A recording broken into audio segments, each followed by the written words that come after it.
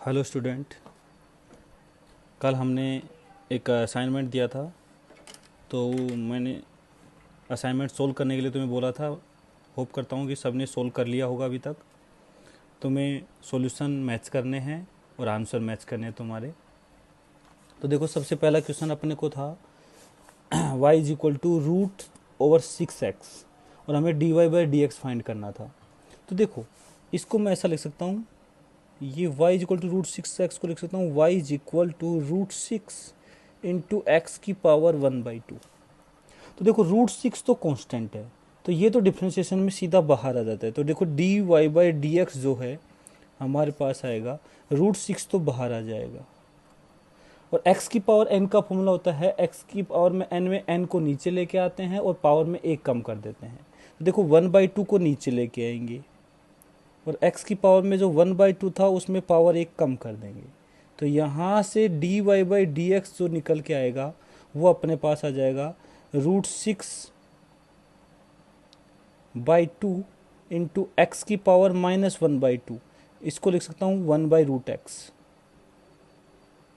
तो यहाँ से आ गया 1/2 रूट 6/x। किसी भी फॉर्म में छोड़ सकते हो, कोई दिक्कत नहीं है।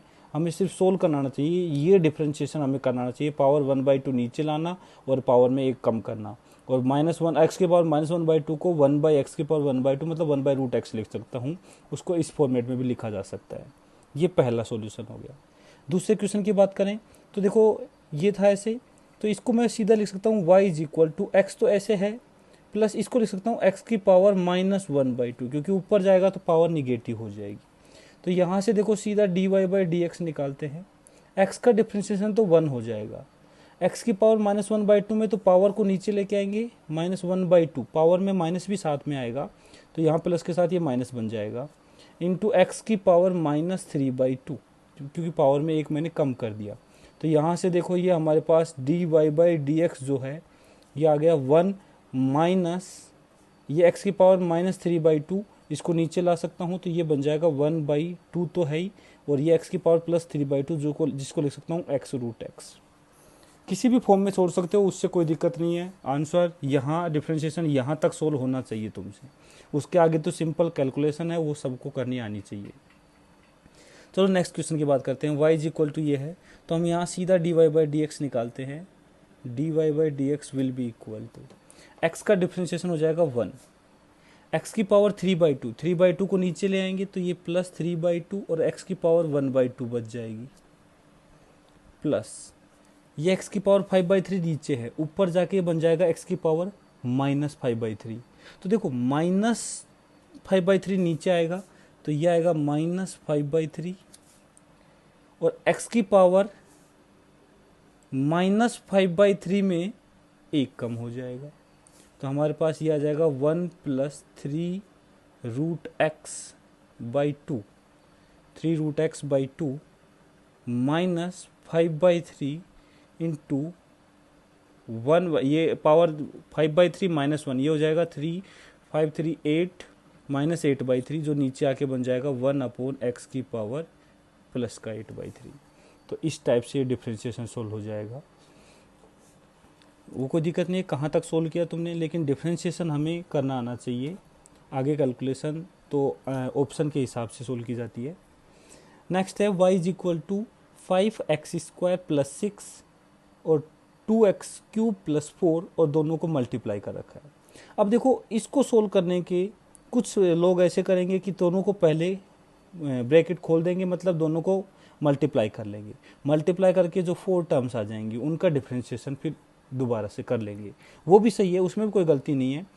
और मैं कहता हूँ कि वो ज़्यादा इजी पड़ेगा, वैसे कर सकते हो। पहले इनको मल्टीप्लाई करो, 4 टर्म बन जाएंगी, इंडिविजुअल सभी का डिफ्रेंशिएशन करके सभी को एडिशन में लिख दो, वो भी सही है। लेकिन हम यदि कहें कि दो फंक्शन हैं 5x² + 6 और 2x³ + 4, ये दोनों मल्टीप्लाई कर रखे हैं, तो क्यों ना इसमें प्रोडक्ट रूल लगाया जाए। तो देखो, प्रोडक्ट रूल से भी वही बात है और उससे भी वही बात है, दोनों में कोई डिफरेंस नहीं है। तो हम प्रोडक्ट रूल से सोल्व करते हैं, ज़्यादा बेटर लग रहा है मुझे वो। तो देखो, ये d y by d x ये आ जाएगा। दो फंक्शन हैं, इनको जब दो फंक्शन को प्रोडक्ट में लिखते हैं u इंटू वी वाला फॉर्मूला लगेगा यहाँ पे। तो इसमें क्या करेंगे, एक फंक्शन को एज इट इज रखेंगे, दूसरे का डिफरेंशिएशन, प्लस दूसरे को फिर एज इट इज रखेंगे और पहले का डिफरेंशिएशन आ जाएगा। तो देखो जैसे 5x² प्लस 6 को मैंने एज इट इज रखा, दूसरे का डिफरेंशिएशन मतलब इसका, देखो 2x³ क्यूब नीचे आएगा, 3 नीचे आएगा तो 3 इंटू 2 6 बन जाएगा, और पावर एक कम हो जाएगी तो 2 बच जाएगा, और प्लस 4 कॉन्स्टेंट है और कांस्टेंट का डिफरेंशिएशन होता है 0, तो ये बन जाएगा 6x²। लेकिन अभी डिफरेंशिएशन पूरा नहीं हुआ है, पहला फंक्शन ऐसे रखा, दूसरे का डिफरेंशिएशन प्लस, क्योंकि प्रोडक्ट रूल में यहाँ प्लस साइन आता है। इस बार अब दूसरे को ऐसे कैसे रख देंगे, 2x³ प्लस 4, और पहले वाले का डिफरेंशिएशन ये आ जाएगा 10x, और कांस्टेंट 6 है तो उसका डिफरेंशिएशन 0 हो जाएगा। यहाँ डिवाइड में कुछ भी नहीं होता है, ये प्रोडक्ट रूल है। तो देखो इसको आगे कैलकुलेट करेंगे, सोल्व कर लेंगे तो वापस से वही चीज़ें बन जाएंगी। नेक्स्ट बात करते हैं, y is equal to log base 10x। अब देखो वैसे तो ये फॉर्मूला मैंने सीधा फॉर्मूला ही बताया था, जब log के बेस में a होता है, log x और बेस a होता है तो इसका डिफरेंशिएशन 1/x, और log बेस a जो बेस था वो सेम रहेगा इंटू ई। मतलब जो फॉर्मूला लिखवाया था सीधा उससे आंसर लिख सकते हैं, कोई दिक्कत नहीं है। लेकिन यदि मेरे को वो फॉर्मूला याद नहीं है तो मैं कैसे इसको सोल्व करने की कोशिश करूँगा, वो अप्रोच देखते हैं। तो देखो सबसे पहले इसी को अभी डिफरेंशिएशन ना करके इसी को थोड़ा सा चेंज करते हैं। y इज इक्वल टू, देखो मैंने बताया था जब भी बेस चेंज करना हो तो हम सबसे पहले, मुझे ये ज़रूर याद है कि log के बेस में जब e होता है मतलब ये ln x होता है, तो ln x का डिफरेंशिएशन 1/x होता है, ये हमें याद होना चाहिए। बेस 10 होता है, बेस कुछ और होता है तो क्या डिफरेंशिएशन होता है वो हम निकाल सकते हैं। बेस e जब हो तो log x का डिफरेंशिएशन 1/x होता है, ये हमें याद रखना ही पड़ेगा। तो देखो इसको सबसे पहले बेस e में चेंज करेंगे। तो बेस चेंज की प्रॉपर्टी मैंने बताई थी एक, log जब पढ़ाया था मैंने, तो ये हो जाएगा log base e x upon log base e, और यहाँ देखो ये 10 आ जाएगा, दोनों ऊपर और नीचे बेस e बना लिया मैंने। ये तो कांस्टेंट है, इसको रहने दो। अब dy/dx की बात करते हैं। dy/dx में ये तो कांस्टेंट है, ऐसे कैसे बाहर आ जाएगा, 1 अपॉन log बेस e 10, ये बाहर आ गया। अब बच गया ऊपर ये log base e into x, तो ये देखो बेस e मतलब ये ln x लिखा हुआ है और इसका डिफरेंशिएशन होता है 1/x, तो ये dy/dx आ गया। चाहे तो इसको ऐसा भी लिख सकते हैं, जब इसको log को ऊपर ले आते हैं तो बेस और जो पावर है वो इंटरचेंज हो जाते हैं, तो ये बन जाएगा log पावर आ जाएगी e और बेस में आ जाएगा 10 इंटू 1/x, ये भी वही बात है। और फॉर्मूला हमने यही लिखवाया था कि इसका जो फॉर्मूला होता है 1/x इंटू log, जो बेस यहाँ है वो बेस यहाँ रहेगा और यहाँ e आ जाएगा। ये भी फॉर्मूला भी याद रख सकते हैं, इसमें भी कोई गलती नहीं है, जिसने जैसे किया है वो सही है। इसके बाद नेक्स्ट क्वेश्चन लेते हैं, y इज इक्वल टू 2 की पावर x। तो देखो ये भी फॉर्मूला बेस्ड क्वेश्चन है। मैंने y is equal to a की पावर x का डिफरेंशिएशन बताया था। a की पावर x का डिफरेंशिएशन a की power x into ln a होता है। ऐसे ही e की पावर x, यदि पावर में e है, e की पावर x तो उसका डिफरेंशिएशन ln e हो जाता है, सिंपल। और ln e की power x into ln e की वैल्यू 1 होती है। तो ध्यान रखना e की पावर x का डिफरेंशिएशन तो सेम रहेगा e की पावर x, लेकिन a की पावर x के साथ एक log मल्टीप्लाई में ओ रहेगा। तो यहाँ देखो ये तो सीधा फॉर्मूला बेस है, इसमें कुछ भी नहीं है, सीधा फॉर्मूला लिखना है 2 की पावर x का डिफरेंशिएशन 2 की पावर x इंटू ln 2, मतलब log बेस e 2, ये सिंपल लिखना है। नेक्स्ट है y is equal to x² sine x, y is equal to x² sine x। तो अब देखो ये दो फंक्शन है, एक x² है और दूसरा साइन x है, दो फंक्शन मल्टीप्लाई में हैं। तो अब देखो प्रोडक्ट रूल लगा सकते हैं हम यहाँ पे। तो यहाँ देखो dy/dx प्रोडक्ट रूल का यूज करेंगे, तो ये आएगा x² एक फंक्शन साइन x दूसरा फंक्शन। तो पहले एक फंक्शन को एज इट इज रहने दो, साइन x का डिफरेंशिएशन कोस x, उससे कोई फर्क नहीं पड़ रहा है कि पहले किस फंक्शन को तुमने यहाँ एज इट इज रखा है। प्रोडक्ट रूल में कोई फर्क नहीं पड़ता, डिवीजन रूल में फर्क पड़ता है, ध्यान रखना।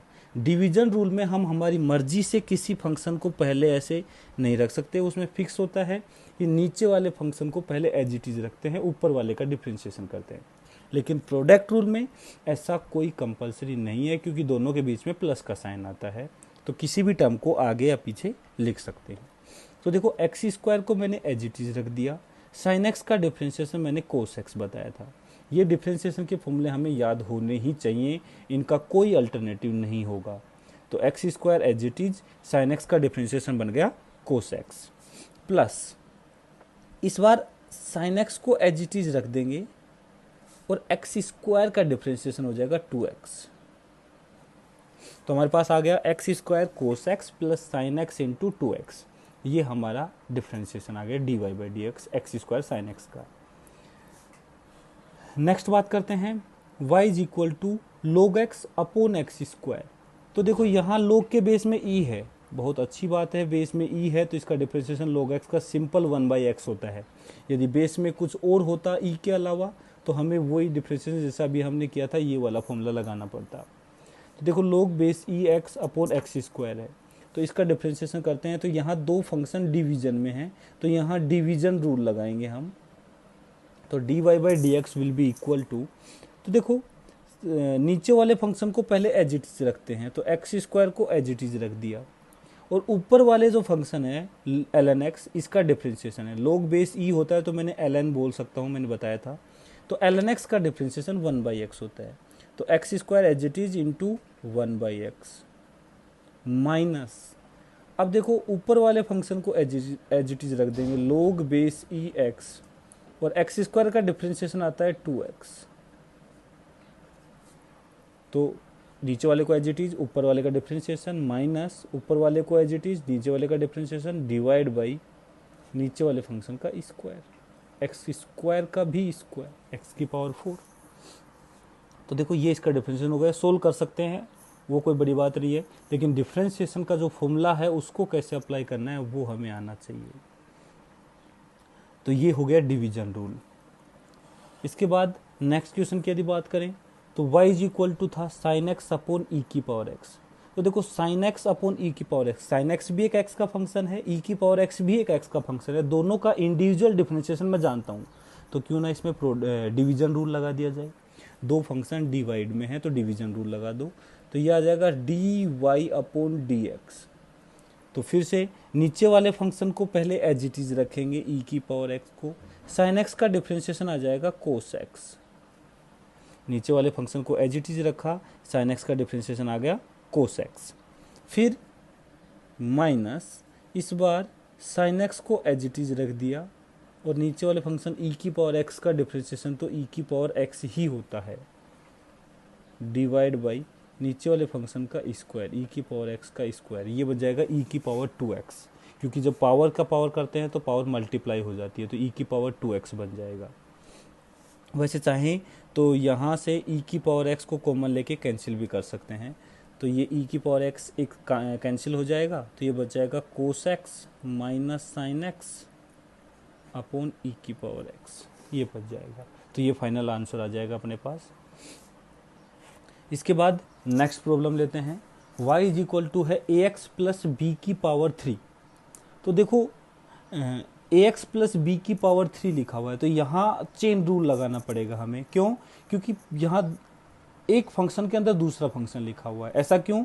क्योंकि सबसे पहले फंक्शन है पावर, किसी वेरिएबल की पावर है 3, तो देखो यहाँ वो फॉर्मूला लगेगा एक्स की पावर n वाला, जिसमें पावर को नीचे लेके आएंगे और एक पावर कम करेंगे। दूसरा है फिर ए एक्स प्लस बी अंदर फंक्शन लिखा हुआ है, इसका डिफ्रेंशिएशन करना पड़ेगा। तो देखो चेन रूल लगाएंगे यहाँ पे, तो d y by d x, ऐसे टेंशन लेने की जरूरत नहीं है कि हमें कैसे पता चलेगा क्या लगाएंगे क्या नहीं, ये सिर्फ प्रैक्टिस से ही आएगा। ज़्यादा से ज़्यादा प्रैक्टिस करोगे तो अपने आप ही समझ में आने लग जाएगा कि किस वाले क्वेश्चन में क्या लगाना है। तो देखो ए एक्स प्लस बी की पावर 3 है, तो सबसे पहले पावर का डिफ्रेंशिएशन करेंगे, तो पावर में 3 है तो पावर को नीचे ले आएंगे 3 को, और इस वाले में कोई छेड़खानी नहीं करेंगे फंक्शन में, अभी अंदर वाले में a x plus b as it is रखेंगे और पावर एक कम कर देंगे, तो 3 माइनस 1 2 हो जाएगा। लेकिन अभी डिफ्रेंशिएशन कंप्लीट नहीं हुआ है, हमने सिर्फ पहले फंक्शन का, जो बाहर वाला फंक्शन है उसका डिफ्रेंशिएशन किया है, इनटू अब अंदर वाले फंक्शन, अंदर था ए एक्स प्लस बी, इसका डिफ्रेंशिएशन करना है। तो ए और बी तो कांस्टेंट है, तो ए एक्स का हो जाएगा ए और बी का तो 0 हो जाएगा, तो ए ऐसे ऐसे कैसे आ जाएगा। तो ये dy बाई डी एक्स हमारे पास आ गया। यदि किसी को चेन रूल ध्यान नहीं है तो एक बार पिछला वाला जो वीडियो है उसे फिर से देखें, लास्ट मतलब जिसमें हमने चेन रूल की बात की थी। डिफ्रेंशिएशन में इसके वीडियो लेक्चर को बार बार देखते रहें, जितनी बार देखोगे क्वेश्चंस को सोल्व करते हुए देखोगे उतना ही ज़्यादा हेल्पफुल होगा प्रॉब्लम सोल्व करने में। यदि किसी से प्रॉब्लम सोल्व नहीं हो पाई हैं या गलत हुई हैं तो उनको सही करने के लिए सबसे बढ़िया तरीका है, जो वीडियो लेक्चर हमने भेजे थे उनको वापस से देखो, जब तक देखो फिर इन प्रॉब्लम को सोल्व करो, फिर गलतियों को देखो। तो बार बार इन प्रॉब्लम को सोल्व करके चेक करना है तुम्हें कि समझ में आया है या नहीं आया है। खुद से सारी प्रॉब्लम सोल्व होनी चाहिए। तो यहाँ देखो चेन रूल लगा दिया हमने, पहले पावर को नीचे लेके आ गए और फिर पावर 1 कम कर दिया और फिर अंदर वाले फंक्शन का डिफ्रेंशिएशन कर दिया। ये 10 सिंपल फॉर्मूला बेस्ड क्वेश्चन थे, ये तो एटलीस्ट हमें सोल्व करने आने चाहिए थे। मैं उम्मीद करता हूँ कि ज़्यादातर बच्चों के ये 10 क्वेश्चन सही हुए होंगे। इसके बाद कुछ और क्वेश्चन आगे देखते हैं। नेक्स्ट है y is equal to sine 2 pi t plus pi by 6। 11th question की बात कर रहे हैं हम। देखो ये भी एक सिंपल क्वेश्चन है, बहुत ज़्यादा सिंपल क्वेश्चन है कहूँ तो। देखो यहाँ सबसे बाहर वाला फंक्शन है साइन, फिर उसके अंदर सिंपल साइन एक्स नहीं लिखा है यहाँ पे। पहली बात तो यहाँ d y by d x नहीं, d y by d t निकालना है। मैं यहाँ लिख देता हूँ find d y by d t. यहाँ d y by d t निकालना है क्योंकि वेरिएबल यहाँ टी है, वाई का जो फंक्शन है वो टी का फंक्शन है, एक्स के रेस्पेक्ट में डिफ्रेंशिएट नहीं करना है, एक्स कुछ बता ही नहीं रखा यहाँ क्या है। तो देखो d y by d t जो होगा वो हम चेन रूल से निकालेंगे। सबसे पहले साइन का डिफ्रेंशिएशन करेंगे क्योंकि बाहर जो फंक्शन है साइन है, साइन का जो डिफ्रेंशिएशन है वो कोस बन जाएगा और अंदर वाले फंक्शन में कोई छेड़खानी नहीं करेंगे। 2 pi t plus pi by 6 into, ये तो बाहर वाले फंक्शन का डिफ्रेंशिएशन हो गया, लेकिन अभी डिफ्रेंशिएशन कंप्लीट नहीं हुआ है, अंदर जो लिखा हुआ था उसका डिफ्रेंशिएशन भी करना पड़ेगा। तो 2 pi t plus pi by 6, इसमें पाई बाई 6 तो कांस्टेंट है, ये तो डिफ्रेंशिएशन 0 कर लेगा, लेकिन 2 पाई टी ये वैसे ही जहाँ जैसे x होता था यहाँ t है और t ये कांस्टेंट तो रह जाएगा एज इट इज, और t का डिफ्रेंशिएशन हो जाता है 1, तो मतलब इसका डिफ्रेंशिएशन आ जाएगा 2 पाई, ये बाहर आ जाएगा। तो y is equal to sine 2 pi t plus pi by 6 का डिफ्रेंशिएशन आ जाएगा cos 2 pi t plus pi by 6 into 2 pi. ये 2 पाई इस पूरे के मल्टीप्लाई में किया हुआ है हमने, ये इसका डिफ्रेंशिएशन आ जाएगा। ये भी ज़्यादातर का सही होगा और होना भी चाहिए क्योंकि ऐसे डिफ्रेंशिएशन हमें बार बार काम में आते हैं। नेक्स्ट एक बहुत डिफ़िकल्ट प्रॉब्लम है क्योंकि देखो यहाँ y जो है वो थीटा का फंक्शन दे दिया, y is equal to a 1 minus cos theta, और जो x है वो भी थीटा का फंक्शन है, लेकिन पूछा है हमें d y by d x. यदि तुमसे इस वाले केस में पूछा जाए कि d y by d theta क्या होगा, क्योंकि देखो y थीटा का फंक्शन है तो तुम y को थीटा के रेस्पेक्ट में डिफ्रेंशिएट कर सकते हो, x भी थीटा का है तो x को थीटा के रेस्पेक्ट में कर सकते हो, लेकिन नहीं, इसने पूछा है कि y को x के रेस्पेक्ट में करो। तो ऐसी प्रॉब्लम को सोल्व करने के लिए देखो क्या करते हैं हम, सबसे पहले यहाँ से क्यों ना d y by d theta निकाला जाए। तो देखो y इज इक्वल टू हमारे पास है a into 1 minus cos theta, तो यहाँ से मैं निकालता हूँ d y by d theta क्योंकि y को थीटा के रेस्पेक्ट में डिफ्रेंशिएट कर सकता हूँ। तो a तो कांस्टेंट है, बाहर रह जाएगा, 1 का डिफ्रेंशिएशन हो जाएगा 0 माइनस कोस थीटा का डिफ्रेंशिएशन होता है माइनस ऑफ साइन थीटा, तो माइनस माइनस प्लस हो जाएगा इंटू साइन थीटा, ये आ जाएगा d y by d theta. लेकिन मुझे d y by d x निकालना है।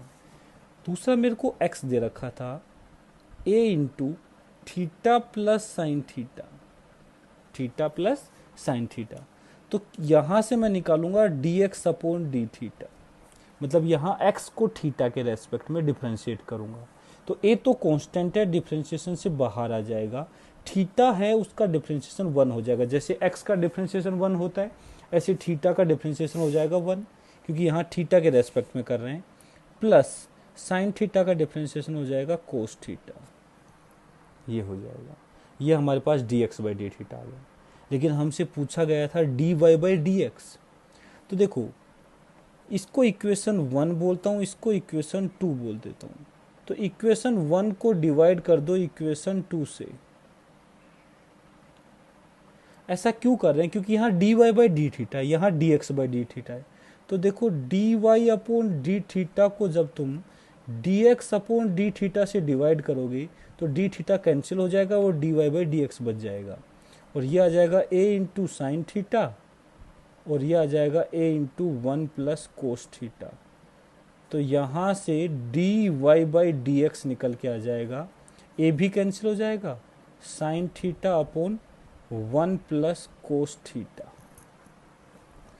अब देखो at theta is equal to pi by 2, हमें पाई बाई 2 दे रखा है, तो d y by d x, तो साइन पाई बाई 2, साइन 90 होता है 1 अपॉन 1 माइनस कोस 90 हो जाता है 0, तो ये आ जाएगा 1। तो फाइनली जो आंसर इस क्वेश्चन का आएगा वो 1 आएगा। तो देखो थोड़ा सा अलग तरीके से इसको निकाला है हमने। पहले y को थीटा के रेस्पेक्ट में करो, x को थीटा के रेस्पेक्ट में करो, फिर d y by d x कुछ दोनों को डिवाइड करके निकलेगा। तो इस टाइप से हमें d y by d x निकालना है। लेकिन ध्यान रखना कभी भी ऐसा मत करना कि यहाँ थीटा को तुम पहले ही पुट कर दो और फिर डिफरेंशिएशन करो। मैंने बताया था किसी भी पॉइंट पर जब डिफरेंशिएशन की वैल्यू निकालनी होती है तो सबसे पहले डिफरेंशिएशन करते हैं, उसके बाद उस पॉइंट को वहाँ उसमें रखते हैं। हम ऐसा नहीं करेंगे कि पहले उसको रख देंगे। यदि इस थीटा की वैल्यू को पाई बाई 2 हमने यहाँ रख दिया तो ये y और x जो है कांस्टेंट वैल्यू आ जाएंगी और इनका डिफरेंशिएशन तो 0 हो जाएगा और वो गलत हो जाएगा। हमें पहले डिफरेंशिएशन करना होता है फिर उस वैल्यू को पुट करना होता है, ये हमेशा ध्यान रखना चाहिए। तो ये एक अच्छी प्रॉब्लम थी, इसको सोल्व करना हमें आना चाहिए आगे से। नेक्स्ट प्रॉब्लम लेते हैं, y is equal to 1 upon a minus z. y जो है वो z का फंक्शन है, कुछ ऐसे है, y is equal to 1 upon a minus z, a constant है यहाँ, और हमें d z by d y पूछा है। अभी तक क्या होता था, y कुछ x का फंक्शन होता था और d y by d x, मतलब जो y है जिसका डिफरेंशिएशन करना है वो x का फंक्शन होता था। लेकिन ध्यान से देखो यहाँ z का डिफरेंशिएशन करना है y के रेस्पेक्ट में, लेकिन फंक्शन y है z का।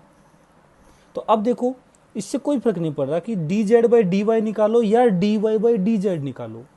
हम यहाँ y को z के रेस्पेक्ट में डिफरेंशिएट तो कर सकते हैं, उसका उल्टा कर देंगे तो d z by d y आ जाएगा, उससे कोई दिक्कत नहीं है। तो तुम यहाँ से सोल्व करके सबसे पहले d y upon d z निकाल लो, मतलब y को z के रेस्पेक्ट में डिफरेंशिएट कर दो, फिर उसका उल्टा कर देंगे तो यहाँ से d z by d y आ जाएगा। अब इसका डिफरेंशिएशन करते हैं, तो देखो d y upon d z, ऐसा तो 1 अपॉन a माइनस जेड, ऐसा तो हमने कोई फॉर्मूला देखा नहीं है। लेकिन ध्यान से देखो यदि a माइनस जेड ये नीचे लिखा हुआ है तो दो चीज़ें हो रही हैं, एक तो फंक्शन है a माइनस जेड और दूसरा फंक्शन है इसको उल्टा लिखा हुआ है, जैसे 1 बाई एक्स। यदि a माइनस जेड ना होता x होता तो ये 1 बाई एक्स लिखा हुआ है एक प्रकार से। तो देखो पहले हम इस 1 बाई एक्स का डिफरेंशिएशन करेंगे, या फिर इसको ऐसा लिख सकता हूँ, पहले मैं इसको ऐसा लिख लेता हूँ, y इज इक्वल टू लिखा हुआ है a माइनस जेड की पावर -1। देखो बड़ा इजी हो गया। अब इसको हमने ब्रैकेट में पावर के साथ लिख दिया, इससे क्या हुआ, a माइनस जेड की पावर -1 लिखा हुआ है। ऐसा केस, ऐसे डिफरेंशिएशन हमने अभी किए थे। सबसे पहले हम पावर को सोल्व करेंगे, पावर का डिफरेंशिएशन करेंगे, उसके बाद उसके अंदर वाले फंक्शन का डिफरेंशिएशन किया जाता है। तो देखो अब यहाँ बात करें d y upon d z की, d y upon d z की, तो देखो ये चेन रूल लगाना पड़ेगा क्योंकि सबसे पहले पावर वाला फंक्शन है, फिर उसके अंदर कुछ लिखा हुआ है उसका डिफरेंशिएशन होगा। तो देखो पावर का डिफरेंशिएशन कहता है कि पावर को नीचे ले आओ, -1 को नीचे ले आए और पावर में एक कम कर दो, तो -1 था एक कम किया तो -2 हो गया। लेकिन अभी डिफरेंशिएशन कंप्लीट नहीं हुआ है। इनटू a माइनस जेड का डिफरेंशिएशन भी करना है। a तो कांस्टेंट है बेटा, उसका डिफरेंशिएशन तो आ जाएगा 0, माइनस जेड जेड का डिफ्रेंशिएशन आ जाएगा 1। जैसे एक्स का 1 होता था, ऐसे डी वाई डी जेड के रेस्पेक्ट में कर रहे हैं तो जेड का डिफ्रेंशिएशन हो जाएगा 1।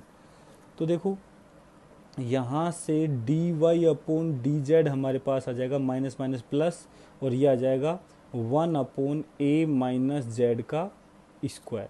तो यहाँ से देखो d z upon d y इसका उल्टा हो जाएगा, ये आ जाएगा ए माइनस जेड का स्क्वायर। देखो इस टाइप का डिफरेंशिएशन करने के लिए हमें देखो सबसे पहले इस फॉर्म में लिखने से कितना आसान हो गया।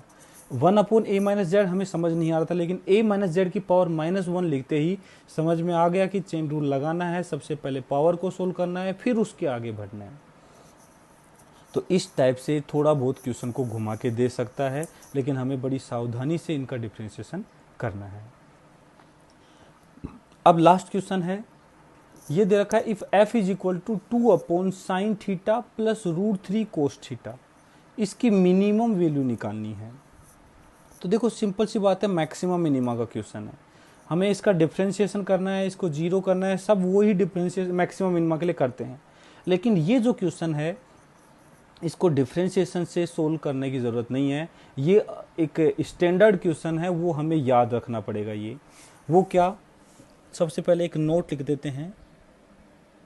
इस नोट को तुम्हें अपने नोट्स में भी लिखना है, चाहे तो ये सारे क्वेश्चन नोट्स में लिखने हैं तुम्हें, और इस नोट को तो लिखना ही लिखना है नोट में, नोटबुक में। तो देखो ये क्या है, maximum value of a sine x plus minus b cos x, maximum value of a sine x plus minus b cos x. ये कोई फंक्शन है a sine x plus minus b cos x, मतलब plus भी हो सकता है minus भी हो सकता है। इसकी मैक्सिमम वैल्यू जो है will be root over a square plus b square, root over a square plus b square, इसकी मैक्सिमम वैल्यू होगी। ये हमें हमेशा ध्यान रखना है, a square plus b square का अंडर रूट। इसको प्रूव कर सकते हैं, कुछ नहीं है, एक y इज इक्वल टू ये लेंगे, प्रूफ देख सकते हैं, y is equal to a sine x plus minus b cos x लेंगे, उसको डिफ्रेंशिएट करेंगे। जैसे एग्जाम्पल के तौर पे ले लिया मैंने y is equal to sine theta plus √3 cos theta. इसको मैक्सिमम करना है तो इसका डिफ्रेंशिएशन करेंगे थीटा के रेस्पेक्ट में, dy बाई डी थीटा। ये आएगा साइन थीटा का डिफ्रेंशिएशन आ जाएगा कोस थीटा, और ये आ जाएगा कोस का माइनस, तो ये minus √3 sine theta is equal to 0। तो यहाँ से साइन थीटा इधर आएगा तो टेन थीटा हमारे पास आ जाएगा 1/√3। तो यदि मैं पहले क्वाड्रेंट की बात करूँ, थीटा की वैल्यू हमारे पास पहली पॉसिबिलिटी आ जाएगी π/6, मतलब 30 डिग्री आ जाएगी। और भी बहुत सारी वैल्यूज़ होंगी, लेकिन हमें सबसे पहले हमारे को वैल्यू π/6 मिल गई। इस पर चेक करते हैं मैक्सिमा है या मिनिमा है। देखो इसका डिफ्रेंशिएशन किया है, टेन थीटा की वैल्यू 1/√3 आ गई, और यहाँ से सोल्व किया तो देखो टेन थीटा 1/√3 कब होता है, जब थीटा π/6 मतलब 30 डिग्री होता है। तो यहाँ 30 डिग्री आ गया। हमें चेक करना है मैक्सिमा है या मिनिमा है, तो सबसे पहले इसका डबल डिफ्रेंशिएशन करेंगे, d² y d theta square, दोबारा डिफ्रेंशिएट करेंगे। तो कोस का differentiation minus sine theta minus √3 sine theta का डिफ्रेंशिएशन कोस थीटा। अब पुट कर दो थीटा π/6, तो यदि पुट करोगे at theta is equal to π/6, मुझे पता है π/6 30 डिग्री, साइन 30 भी पॉजिटिव आएगा और कोस 30 भी पॉजिटिव आएगा, लेकिन दोनों के आगे माइनस साइन है। तो ये जो वैल्यू आएगी d² y d theta square, ये लेस देन 0 आएगी। इसका मतलब ये मैक्सिमा है, इसका मतलब यहाँ पे जो y की वैल्यू आएगी वो मैक्सिमम आएगी। तो π/6 रखोगे तो यहाँ से इसकी वैल्यू में निकालोगे तो साइन 30 हो जाएगा अपने पास, साइन 30 हो जाएगा 1/2, और कोस 30 हो जाएगा √3/2।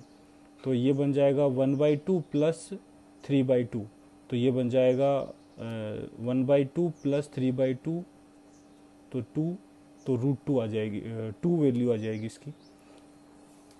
तो y maximum will be equal to sine 30 plus √3 cos 30, तो 1/2 प्लस √3/2, तो 3/2, ये आ गया 2। तो y की जो मैक्सिमम वैल्यू आ गई वो 2 आ गई। और इससे भी निकालते फॉर्मूले से सीधा, तो देखो y इज इक्वल टू, इसका जो आगे का कांस्टेंट है वो 1 है, इसके आगे का कांस्टेंट जो है √3 है, तो √a² + b²। तो अल्टरनेट देखो y मैक्सिमम जो होगा वो √a² + b² होगा। तो a तो यहाँ हो गया 1 का स्क्वायर और b यहाँ हो गया √3 का स्क्वायर, इसका रूट, तो देखो ये भी 2 ही आएगा। तो इतना पूरा सोल्व करने के बजाय हम हमेशा ये याद रखेंगे कि a sin x और यहाँ प्लस में हो या माइनस में हो b cos x।